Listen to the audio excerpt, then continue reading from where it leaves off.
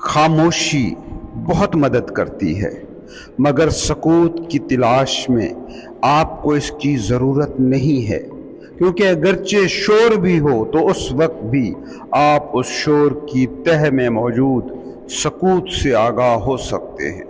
وہ سکوت جو اس جگہ، اس سپیس کی اصل حقیقت ہے جہاں یہ شور پیدا ہو رہا ہے۔ یہ باطنی سپیس، یہ خلا بخود خالص آگہی ہے، کانشیسنس ہے۔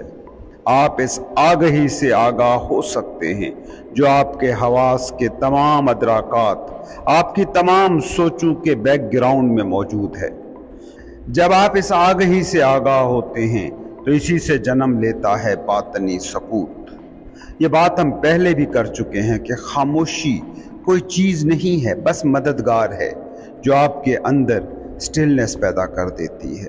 لیکن سٹلنس، سکوت کے لیے ظاہر کی ساری دنیا خاموش ہو جائے یہ ضروری پھر بھی نہیں ہے، کیونکہ اگر آپ بینگ سے جڑے ہیں، ہونے کی لذت کے آشنا ہیں، دماغ، انا اور شخصیت کے سراب کو سمجھتے ہیں، تو آپ شدید شور میں بھی باطنی طور پر ساکت، سٹل رہ سکتے ہیں۔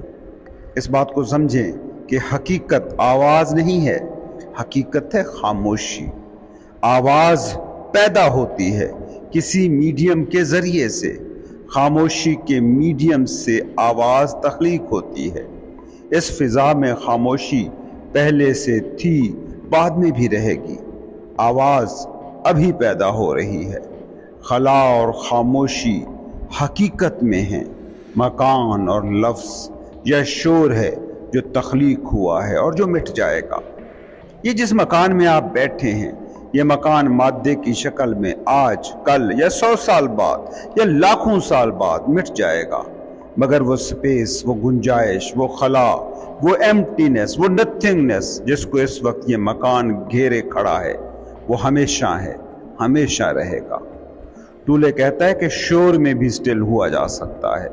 اگر آپ کے اندر موجود مقام شعور، پوائنٹ آف کانشیسنس، ان آوازوں کے شور میں بھی اس خاموشی سے آگاہ ہے جس میں یہ آوازیں پیدا ہو رہی ہیں، یہ جس میڈیم میں آواز پیدا ہوئی، یہ جس خاموشی کے سمندر میں آواز کی مچھلی تیری، وہ خاموشی ہی اصل میں وہ آگہی ہے جو آپ ہو، جو ریئل یو ہے، جو آپ کی بینگ ہے۔ آپ ہی وہ سمندر ہو، خاموشی کا سمندر، خلا کا نامختتم کرہ، لا کا دائرہ کہ جس میں آواز کی مچھلیاں ابھر رہی ہیں، کہ جس میں مادے کی یہ بنتی بگڑتی شکلیں، حیتیں، فارمز ابھر رہی ہیں۔ کبھی غور کیا اس شور کا بیک گراؤنڈ کیا ہے؟ سکوت، خاموشی۔ صبح آپ جلدی بیدار ہو کر دیکھیے، جب ساری دنیا سو رہی ہو، خاموشی اس وقت ویزیبل محسوس ہوتی ہے۔ دن نکلتا ہے تو ہر طرف شور شرابہ پیدا ہو جاتا ہے، لیکن اگر دن میں بھی آپ سب کو چپ کرا دیں تو تب بھی خاموشی موجود ہوگی۔ بیک گراؤنڈ کا سکوت ہمیشہ رہتا ہے، بس یہ جھل مل آوازوں کے بلبلے پیدا ہوتے اور مرتے رہتے ہیں۔ آپ بطور اویئرنس، بطور پوائنٹ آف کانشیسنس ہمیشہ سے ہو، ہمیشہ رہو گے، کیونکہ آپ کی بینگ اصل میں یہی سکوت ہے۔ جیسے ہی آپ اس آگہی کی آگہی پا لیتے ہیں تو اس وقت آپ باطنی طور پر پرسکون اور سٹل ہو جاتے ہیں، اور کل ہونے سے، ہول ایگزسٹنس سے، ہول بینگ سے ایک ہو جاتے ہیں۔ خود اور خدا کے درمیان جو پردہ ہے وہ یہی شور ہے، یہی مادہ ہے، یہی دماغ کی تراشی انائی دنیا ہے۔ وہ جو اس بیک گراؤنڈ سے جڑا رہے، وہی وہ ہے جو اس فور گراؤنڈ کو بھی جی سکتا ہے۔ وہی صوفی کی طرح اس دنیا میں بہت اچھی طرح ہونے کے باوجود بھی اس دنیا سے ماورا ہو جاتا ہے، کیونکہ اب اس کی پرسپشن کی ہر مسٹیک فنا ہو گئی ہے، اسی لیے تو وہ مسٹیک ہے۔ کوئی پریشان کن شور بھی اتنا ہی مددگار ہو سکتا ہے جتنی خاموشی۔ کیسے؟ اس مزاحمت کو، इस रेजिस्टेंस को तर्क कर दो जो शोर के खिलाफ तुम में पैदा हो रही है। इसको जैसा वो है वैसा होने देकर, क्योंकि एक्सेप्टेंस, कबूलियत भी आपको अपने बातिन के सुकून और सकूत की दुनिया में ले जा सकती है। जिस भी वक्त आप इस लम्हे को, लम्हे मौजूद को दिल की पूरी गहराई से कबूल करते हो, चाहे इसकी ज़ाहिरी शक्ल कुछ भी हो, तो उस वक्त आप फौरन ही पुरसकून और स्टिल हो जाते हो। टूले यहाँ एक बुनियादी गलत फहमी को दूर कर रहा है कि बाज़ लोगों को जब खामोश रहने की फजीलत यूं सूफियों गुरुओं से सुनने को मिलती है तो वो या तो चुप के रोज़े रखना शुरू कर देते हैं या हिमालय की गारों में चले जाने की ख्वाहिशें पाल लेते हैं।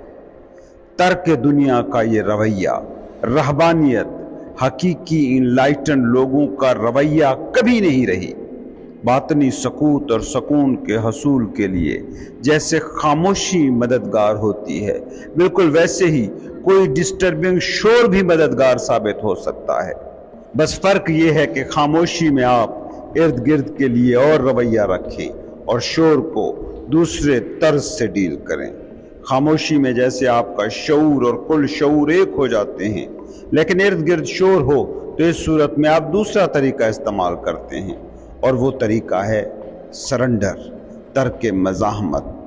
जो भी है, जो भी हो रहा है, उसको मुकम्मल तौर पर कबूल कर लेना। जो भी हो रहा है उसको होने देना, उसको मुकम्मल पूरे दिल से कबूल करना। क्योंकि जब आप सरेंडर करते हैं और लम्हे मौजूद की इज़्नेस को कबूल करते हैं तो उस वक्त भी वही कुछ होता है जो खामोश मेडिटेशन में होता है। उस वक्त भी आप अपने अंदर के अब्दी सकूत से एक हो जाते हैं। बाहरी वाक़यात के ज़ाहिरी शोर को, चाहे वो अपनी शिद्दत में जितने भी शदीद हों, अगर आप उन्हें मुकम्मल तौर पर कबूल कर रहे हैं तो आप स्टिल हैं। उस गैप, उस खला को तवज्जो दो। वो गैप जो दो सोचूं, दो थॉट्स के दरमियान में होता है, वो मुख्तसर सा खामोश सा खला जो किसी गुफ्तगू में लफ्ज़ों के दरमियान होता है, जो पियानो या बांसुरी के दो सुरों के दरमियान होता है, या वो खला जो सांस के अंदर आने और बाहर जाने के दौरान तख्लीक होता है। जब आप इन गैप्स को तवज्जो देते हैं तो वो आगही जो किसी चीज़ के मुताल्लिक थी वो सिर्फ आगही रह जाती है।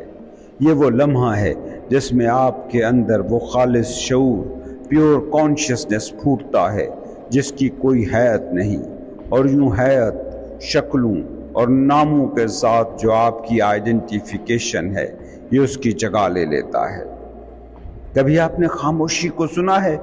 कभी दो मादी जिस्मों के दरमियान मौजूद खला को महसूस किया है? कभी दो सोचों के दरमियान मौजूद वक्फे को तवज्जो दी है? लफ्ज़ों के दरमियान मौजूद खामोशी, मैटर के दरमियान मौजूद खला, सोचों के दरमियान मौजूद वक्फा, ये वो जगह हैं जहां आप हैं। माइंड में पैदा हो रही सोचों के साथ खुद को एक कर लेना ही अना है, शख्सियत है। आप अना नहीं हैं, आप शख्सियत नहीं हैं, आप हस्ती हैं, आप होने की हकीकत हैं। अना और शख्सियत आपको ह्यूमन बनाती है। जब आप अना और शख्सियत से मावरा होकर ज़िंदगी से मिलते हैं तो ये चीज़ आपको ह्यूमन बीइंग बनाती है। इंसानों के साथ सबसे बड़ा अलमिया हुआ कि वो अपने ह्यूमन पार्ट को तो जी रहे हैं जो अपनी बुनियादी नेचर में प्रॉब्लमेटिक है। दिमाग और उसकी तख्लीक करदा अना और शख्सियत वो चीज़ें हैं जिनकी सांसें मसाइल की आबो हवा से जुड़ी हैं, जबकि आप में मौजूद बीइंग वो हकीकत है जो पीस को जानती है, सुकून को जानती है, जो शांति से आगाह है, स्टिलनेस से वाकिफ़ है। फ़र्ज़ करें एक झील है जिसमें लहरें तख्लीक होती हैं, लेकिन अगर झील खुद को लहरें ही समझ ले तो आप क्या कहेंगे? यही हम इंसानों का अलमिया है। हम अपनी सोचों को अपना आप समझते हैं, हालांकि सोचें हमारी बीइंग की झील में महज उठ रही लहरें हैं और शराब से ज़्यादा इनकी कुछ हकीकत नहीं। इसलिए टूले कहता है कि अपने अंदर मौजूद स्टिलनेस, सुकूत तक रसाई चाहते हो تو اس خاموشی کو سنو جو لفظوں اور فکروں کے درمیان ہوتی ہے۔ اس گیپ کو توجہ کا مرکز بناؤ جو تھاٹس، جو دو سوچوں کے درمیان موجود ہوتا ہے۔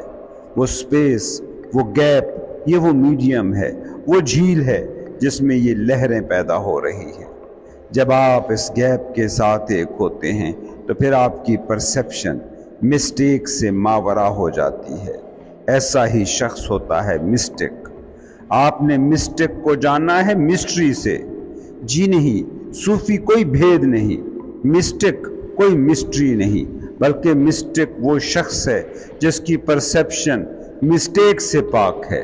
صوفی بھید نہیں، وہ حسی ادراکات کے پھیلائے مایا جال سے خود کو نتھی نہیں کرتا، آئیڈینٹیفائی نہیں کرتا۔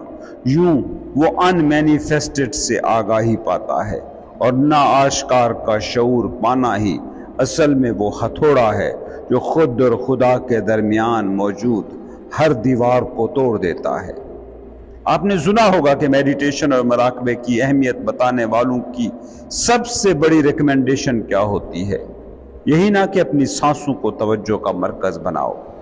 جب آپ سانس کے باہر آنے اور سانس کے باہر جانے کو توجہ دیتے ہیں، فوکس دیتے ہیں، تو اس وقت ہی آپ کا رابطہ ہوتا ہے اس سپیس سے جو سانس کے اندر آنے اور باہر جانے کے درمیان موجود ہوتا ہے۔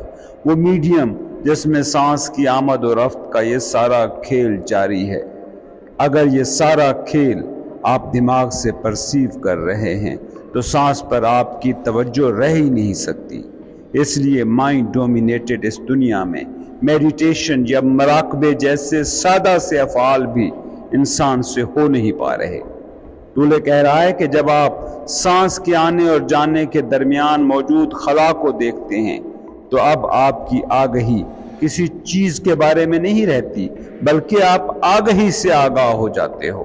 وہ مقام شعور آپ دریافت کر لیتے ہو جہاں یہ سارا کھیل ہست و بود ہو رہا ہے۔ آپ نے غور کیا کہ آپ کسی چیز سے ہی آگاہ ہو پاتے ہیں؟ جیسے یہ گلاس ہے، آپ اس سے آگاہ ہیں، یہ درخت ہے، یہ آپ کا ہاتھ ہے، یہ آپ کے دماغ میں چل رہی سوچیں ہیں۔ لیکن جس خلا میں، جس کرے میں، جس فیلڈ میں یہ ساری چیزیں ہیں، جس برتن میں یہ مواد موجود ہے، جس سمندر کے یہ قطرے ہیں، آپ وہ فیلڈ، وہ برتن، وہ سمندر نہیں دیکھ پاتے۔ جب آپ دو سانسوں کے درمیان موجود خلا، دو لفظوں کے درمیان موجود خاموشی، میٹر کے درمیان موجود خلا کو دیکھتے ہیں تو اس وقت اصل میں آپ اس کل کرے، کل برتن، کل سمندر کو دیکھ رہے ہوتے ہیں جو ان اٹ سیلف آگہی کا میدان ہے۔ یہی وہ مقام ہے کہ جہاں سے آپ کی آشکار ظاہر و باہر دنیا کا رابطہ ان مینیفیسٹڈ نا آشکار دنیا سے ہوتا ہے، اور تب ایک اعلیٰ تر شعور بیدار ہوتا ہے، پیور کانشیسنس تخلیق ہوتا ہے، اور وہ جگہ لے لیتا ہے اس ناخالص شعور کی جس سے ہم اس تصادم سے بھرپور دنیا کو، کنفلکٹنگ ورلڈ کو دیکھنے کے عادی چلے آ رہے ہیں۔ یاد رکھنا، سچی ذہانت خاموشی سے کام کرتی ہے۔ سکوت وہ مقام ہے جہاں سے تخلیقی صلاحیت جنم لیتی ہے، جہاں سے مسائل کو حل ملتے ہیں۔ ٹولے جب خاموشی، سکوت اور خلا کو دیکھنے اور اس پر اپنی توجہ مرکوز کرنے کی بات کرتا ہے تو عام لوگوں کا ریئیکشن یہی ہوتا ہے کہ یہ کوئی اور دنیا ہے، اور اگر وہ اس دنیا سے جڑ گئے تو وہ اس دنیا کے نہیں رہیں گے جس دنیا کو وہ اپنی حقیقی دنیا سمجھتے آ رہے ہیں۔ وہ سمجھنے لگتے ہیں کہ شاید وہ دولت نہیں کما سکیں گے، آرٹسٹ نہیں بن سکیں گے، فیملی کی دیکھ بھال نہیں کر سکیں گے، بزنس نہیں کر سکیں گے، نوکری نہیں کر سکیں گے۔ یہ ایک بہت بڑی غلط فہمی ہے۔ ٹولے یہ کہتا ہے کہ حقیقی اور سچی ذہانت خاموشی کے فیلڈ میں ہی کام کرتی ہے۔ اس کو میں آپ کو ایک مثال سے سمجھانے کی کوشش کرتا ہوں۔ ایک درخت روزانہ کئی پتے، کئی شگوفے، کئی ٹہنیاں نکالتا ہے، لیکن کیا آپ نے کبھی اس کا شور سنا ہے؟ وہی درخت کٹ کر گرے تو کتنا شور ہوتا ہے۔ خاموشی کے ایکشن میں ذہانت ہوتی ہے، فراست ہوتی ہے، تخلیقیت ہوتی ہے، جبکہ شور کے ایکشن میں صرف تخریب ہوتی ہے۔ آپ اس کو یوں بھی سمجھنے کی کوشش کر سکتے ہیں کہ پاکستان یا ہندوستان یا دنیا کا کوئی بھی ملک لے لیں، وہاں سیاستدان کتنا شور کرتے ہیں، کیسے کیسے نعرے لگاتے ہیں، لیکن کبھی ان سیاستدانوں کے بیانات کو غور سے دیکھیں، گہری ریسرچ میں نہ جائیں۔ ایک دن کا اخبار اٹھا لیں یا ایک دن کا ٹی وی سن لیں اور اس میں سیاستدانوں کے بیانات پڑھیں اور سنیں، وہ کسی نہ کسی سیاسی نظریے، سیاسی شخصیت کے خلاف ہی بول رہے ہوں گے۔ سیاستدان ہماری اجتماعی زندگی میں اسی شور کے نمائندے ہیں۔ کسی بھی سیاستدان کو دیکھیں، چاہے آپ اس کے فین ہوں یا مخالف، اس کی نظریں ہمیشہ منفی چیزوں پر ہوتی ہیں۔ اس کا کیا مطلب ہوا؟ اس کا مطلب یہ ہوا کہ اس کے پاس وہ نظر ہے جس نے منفیت کو جانچنے میں ایک خاص مہارت پیدا کر لی ہے۔ اب اس نظر سے ہی وہ اپنی ہر پرسیپشن بناتا ہے۔ یہی سیاستدان کہ جب اپوزیشن میں ہوتا ہے اور حکومت کی ہر حکمت عملی میں سے کیڑے نکالتا ہے، اس کے منفی پہلو دیکھتا ہے، جب ٹھیک یہی بندہ حکومت میں آتا ہے تو بالکل وہی کام کرتا ہے جنہیں وہ منفی کہہ کر مخالفین پر تنقید کیا کرتا تھا۔ کیوں؟ کیونکہ وہ نیگیٹیوٹی کے گرد ہی اپنے شعور کا سارا تانا بانا بن چکا ہوتا ہے۔ اس دنیا میں جو مثبت تبدیلیاں آئی ہیں، آپ ان پہ غور کرنا، ان کی وجہ کبھی بھی نعرہ باز سیاستدان نہیں ہوں گے، نہ منفیت پسند ٹی وی اینکرز یا صحافی ہوں گے۔ مثبت تبدیلی لے کر آتے ہیں نیوٹن، آئنسٹائن، ہاکنگ جیسے فزسسٹ، تنہا مراقبے میں مگن اسپرچول گرو، گوشہ نشین آرٹسٹ، خاموشی سے لوگوں کی خدمت کرتے ایدھی اور مدر ٹریسا جیسے لوگ۔ کیوں؟ کیونکہ وہ ذہانت کے ماخذ سے آشنا ہو جاتے ہیں۔ ان کا شعور جب خاموشی کو توجہ کا مرکز بناتا ہے تو وہ آگہی سے آگاہ ہو جاتا ہے۔ ٹولے یہاں کہہ رہا ہے کہ سکوت وہ مقام ہے کہ جہاں انسان حقیقت میں تخلیقی ہو پاتا ہے، اور جب انسان کے پاس تخلیق کی صلاحیت آتی ہے تو وہ مسائل کے انوکھے حل دریافت کر لیتا ہے۔ ہمارا میڈیا، ہماری سیاست، ہمارا مذہبی طبقہ سارا دن شور کرتا ہے، سارا دن سنسنی پر چلتا ہے۔ سوچیں، کیا انہوں نے اجتماعی زندگی کے کسی ایک بھی پہلو کے حوالے سے کوئی مثبت، کوئی تعمیری کام کیا ہے؟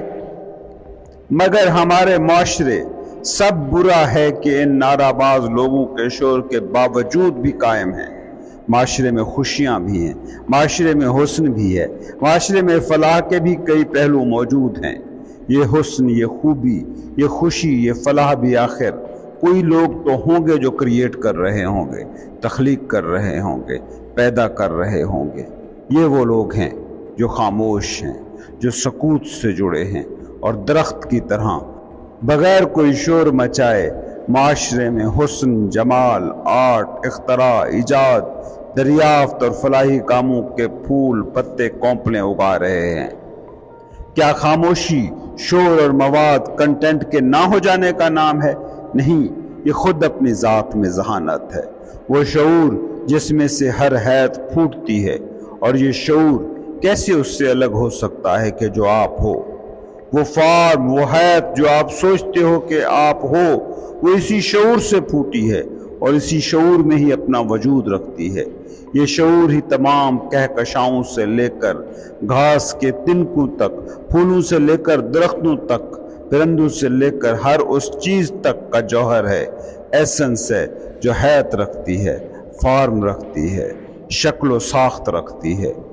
ٹولے یہاں اس پوائنٹ کی وضاحت کر رہا ہے جس کا ذکر ہم شروع میں کر آئے ہیں کہ اگر ہم خاموشی، سکوت سے جڑ گئے تو ہم نہ ہو جائیں گے، عدم ہو جائیں گے۔ ایسا نہیں ہے۔ یہ خاموشی، یہ سکوت ہی دراصل ہمارے اندر موجود ذہانت کا نام ہے۔ یہ خاموشی، یہ سکوت ہے اصل میں وہ کانشسنس جس سے یہ دنیا پھوٹی ہے۔ سوچئے نا، یہ ساری دنیا اصل میں کیا ہے؟ آپ کے شعور میں موجود ایک ڈھانچہ، مطلب یہ مادی اشیاء، چاہے وہ چائے کا ایک کپ ہو یا پوری کائناتیں اور کہکشائیں، یہ اصل میں کہاں سے پھوٹ رہی ہیں؟ وہ پوائنٹ آف کانشسنس جو مادے و ذہن سے ماورا آپ ہو، وہ وہ نتھنگنس، وہ غیر مادی، وہ ان مینیفیسٹڈ، وہ عدم جو نظر نہیں آتا، جسے شعور کہتے ہیں، اسی سے یہ مادے کی ساری دنیا پھوٹ رہی ہے۔ اس کو آپ یوں بھی سمجھ سکتے ہو کہ ایک پیاز ہے، آپ اس کو چھلکا در چھلکا چھیلتے جائیں تو آخری پرت کے بعد کیا بچ رہے گا؟ عدم، نہ ہونا، غیر مادی مقام، مگر وہی غیر مادی مقام تھا جس نے اس مادی شکل میں پیاز کو متشکل کیا تھا، متجسم کیا تھا۔ وہ غیر مادی مقام ہی اصل شعور ہے، وہی اصل میں آپ ہو۔ پیاز کے چھلکے تو آپ نے جمع کیے ہیں، اور ایک دن یہ پیاز کے چھلکے پرت پرت سوکھتے سوکھتے گل سڑ جائیں گے، اور پھر اسی مٹی میں مٹی ہو جائیں گے جہاں سے یہ نکلے تھے۔ موت کے وقت ہم انسانوں کے ساتھ بھی بنیادی طور پر یہی ہوتا ہے کہ وہ چھلکے، وہ ذات کی پرتیں، وہ گھر، معاشرے اور ماحول سے سیکھی گئی باتیں جنہیں ہم انا کہتے ہیں، جنہیں ہم شخصیت کہتے ہیں، وہ فنا ہو جاتی ہیں۔ مگر وہ عدم، وہ سپیس، وہ بنیادی پوائنٹ آف کانشسنس جس کے ارد گرد مادی دنیا کا یہ سارا ڈھانچہ گھڑا گیا تھا، وہ باقی رہتا ہے۔ اسی لیے کہتے ہیں کہ مٹی صرف وہی چیز ہے، فنا صرف وہی ہوتا ہے جو پیدا ہوتا ہے یا تخلیق ہوتا ہے۔ اور ہم انسان اپنے باطن کی گہرائی میں اس پوائنٹ کو جانتے ہیں کہ ہم لا فانی ہیں، ورنہ روز مسجدوں میں ہوتے اعلان، روز ارد گرد ہوتے موت کے کھیل، زندگی کے عارضی پن کی بے تحاشا مثالوں کے باوجود ہم کیسے اس طرح جی سکتے تھے کہ جیسے مرنا ہی نہیں۔ 80 سال کا بزرگ اگر نیا مکان بنواتے ہوئے اس کی بنیادوں، اس کی دیواروں اور اس کی چھتوں کو ایسے پختگی سے تیار کرا رہا ہے کہ وہ مکان کئی صدیوں تک نہ گرے، تو اس کا کیا مطلب ہے؟ اس کا مطلب بس اتنا ہے کہ دنیا کے شور میں دبا اس کا شعور اس کے باطن میں بول رہا ہے اور اسے بتا رہا ہے کہ وہ لافانی ہے۔ ٹولے کہتا ہے کہ یہی ان مینیفیسٹڈ کانشسنس، غیر مادی شعور ہے جو ساری مینیفیسٹڈ دنیا کا خالق ہے۔ یہ ساری حیاتیں، یہ سارے ڈھانچے، یہ تمام فارمز، یہ ساری آوازیں جس سے پھوٹ رہی ہیں، وہ شعور بذات خود حیات، ڈھانچے، فارمز اور آوازوں سے پاک ہے۔ کائنات میں سکوت، سٹلنس وہ واحد چیز ہے جس کی کوئی شکل نہیں، فارم نہیں، اسی لیے تو یہ کوئی چیز نہیں، اور یہ اس کائنات، اس دنیا کی بھی نہیں۔ یہاں ٹولے کہہ رہا ہے کہ کائنات میں سٹلنس وہ واحد چیز ہے جس کی کوئی شکل نہیں، کوئی فارم نہیں۔ آپ جتنا غور کر لیں، جتنا مراقبہ کر لیں، آپ سکوت کو کسی فارم کی قید میں نہیں لا سکتے۔ آپ میں سے اکثریت اس بات کو شاید مانتی ہو کہ یہ دنیا فانی ہے۔ جس چیز کو آپ دنیا کہتے ہیں وہ تو یقیناً فانی ہے۔ یہ مکان، یہ درخت، یہ جانور، یہ انسان، یہ گاڑیاں، یہ سب تخلیق ہوئی ہیں، یہ سب مریں گی، یہ سب فانی ہیں، مگر آپ کا وہ شعور جو ساکت ہے، جو سٹل ہے، جس کی کوئی شکل نہیں، جس کی کوئی حیات نہیں، کوئی فارم نہیں، حتیٰ کہ شعور بھی بس ہم ایک لفظ کے طور پر کہہ رہے ہیں، ورنہ اس کا کوئی نام بھی نہیں، کوئی لیبل نہیں، وہ کیسے فنا ہو سکتا ہے؟ سٹلنس، سکوت واحد چیز ہے جو اس کائنات کی نہیں، جو تخلیق سے ماورا ہے، جو بس ہے۔ آپ کی دنیا جن چیزوں سے مل کر بنی ہے، یہ سکوت اس دنیا سے نہیں ہے۔ یہ ایک ایسی ریلم، ایسی سلطنت سے آیا ہے جہاں فنا اور موت حرام ہے۔ جب آپ کسی درخت یا کسی انسان کو حالت سکوت میں دیکھتے ہو تو کون ہے جو اس سکوت کو دیکھ رہا ہے؟ وہ جو بھی ہے، اس شخص، اس پرسن سے کہیں گہرا ہے۔ یہ شعور ہے جو اپنی تخلیق کو دیکھ رہا ہے۔ بائبل میں ہے کہ خدا نے دنیا کو تخلیق کیا اور پھر اسے دیکھا اور کہا یہ اچھی ہے۔ یہی احساس آپ کو ہوتا ہے اس وقت جب آپ حالت سکوت میں، خیال، تھاٹ کے بغیر اس دنیا کو دیکھتے ہو۔ فرض کریں آپ کسی درخت کو دیکھ رہے ہیں اور اس میں موجود سکوت کو محسوس کر رہے ہیں، تو کون ہے جو اس سکوت کا مشاہدہ کر رہا ہے؟ آپ کی آنکھ درخت کی حیات کو دیکھ سکتی ہے، آپ کے کان ہوا سے ہلتے ہوئے اس کے پتوں کی پیدا کردہ آواز کو سن سکتے ہیں، آپ کا ناک پتوں اور پھولوں کی خوشبوؤں کو سونگھ سکتا ہے، آپ کا ہاتھ اس کا لمس محسوس کر سکتا ہے۔ مگر وہ کون ہے جو درخت کے سکوت کو دیکھ رہا ہے؟ جو اس درخت میں موجود سکوت کا مشاہدہ کر رہا ہے وہ ریئل آپ ہو، وہ ریئل آپ جو اس شخص سے، اس اناج سے، اس جسم سے، اس دماغ سے کہیں گہرا ہے جس سے آپ خود کو آئیڈینٹیفائی کر لیتے ہو۔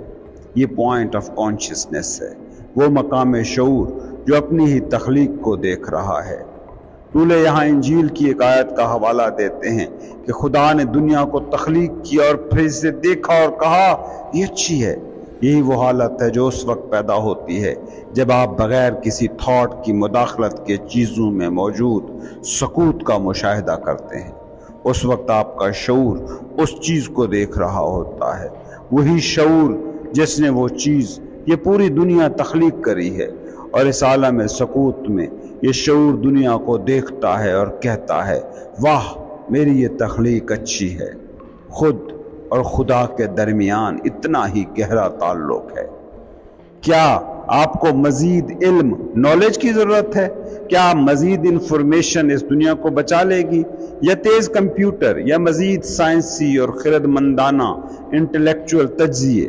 کیا اس وقت انسان کو دانش کی، حکمت کی زیادہ ضرورت نہیں ہے؟ مگر پھر سوال یہ ہے کہ وزڈم ہے کیا اور کہاں سے یہ ملے؟ وزڈم آتی ہے آپ کے سٹل ہو جانے کی صلاحیت سے۔ صرف دیکھو اور صرف سنو، اس سے زیادہ کچھ درکار نہیں۔ سکوت کی حالت میں دیکھنا اور سننا آپ کے اندر موجود اس ذہانت کو ایکٹیویٹ کر دیتا ہے جو تصور کی سرحد میں نہیں سموئی جا سکتی۔ صرف دیکھو اور صرف سنو، اس سے زیادہ کچھ اور درکار نہیں۔ سٹلنس کو اجازت دو کہ وہ آپ کے لفظوں، آپ کے افعال کی رہنمائی کرے۔ اپنی دنیا پر تھوڑا سا گہرائی میں غور کیجیے۔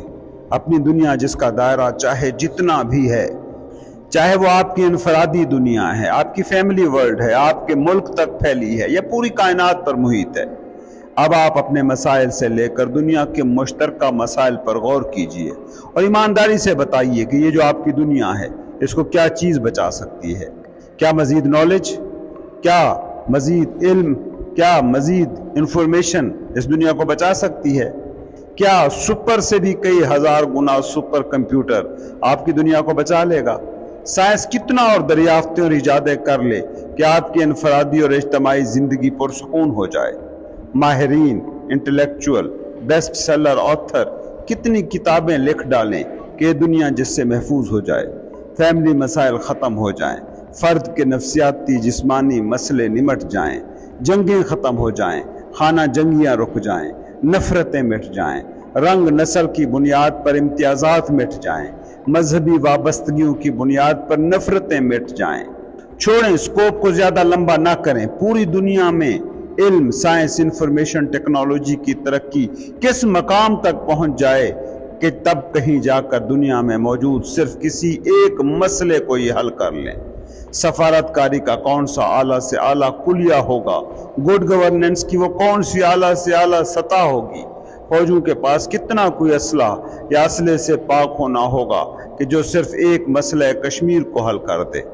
یقین مانیے ان تمام شعبوں میں ہم اپنی سوچ سے بھی کہیں زیادہ ترقی کر جائیں تو بھی ہم ایک بھی انسان کے مسئلے کو حل نہیں کر سکتے۔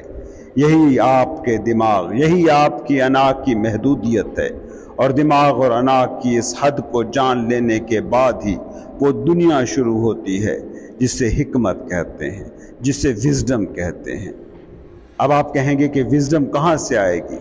جب آپ سٹل ہو جائیں گے تب آئے گی وزڈم کے، جس میں آپ ہیومن ڈوئنگ یا ہیومن تھنکنگ نہیں رہتے، بس آبزرور ہوتے ہیں، گواہی دینے والے، شاہد، خاموشی سے دیکھتے اور سنتے ہیں۔ اس خاموش سننے دیکھنے سے سٹلنس پیدا ہوتی ہے۔ اس سٹلنس سے وزڈم، جس میں وہ ذہانت ہوتی ہے کہ وہ ایک فرد کے نہیں پوری دنیا کے مسائل کو حل کر سکتی ہے، پھوٹتی ہے۔ جس دن اس دنیا میں ایسے لوگوں کی ایک کثیر تعداد ہو گئی جو بغیر لیبل کے غیر جانبدارانہ انداز میں خاموشی سے دیکھیں اور سنیں گے، جس دن سٹلنس کی رہنمائی میں چلنے والے انسانوں کی ایک معقول تعداد اس دنیا میں پیدا ہو جائے گی، اس دنیا کے مسائل فرد سے لے کر عالمی سطح تک سارے کے سارے حل ہو جائیں گے۔